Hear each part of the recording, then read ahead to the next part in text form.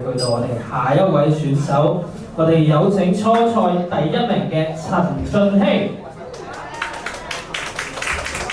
陳俊希今次主要面表嘅呢個 C311 Design 嘅 prototype。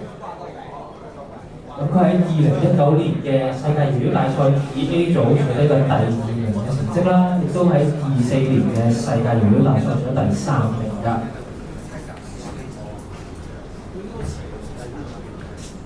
攝影 ready， 音樂 ready， 評判 ready， 好。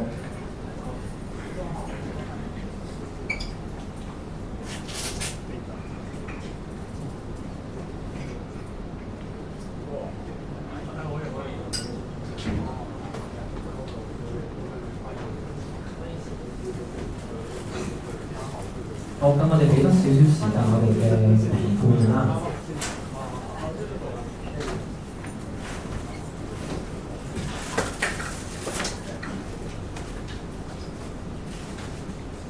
好，確認多次評判準備好未？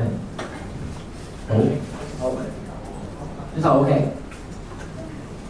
2026世界搖搖大賽香港區冠軍賽2A 組別決賽，陳俊希。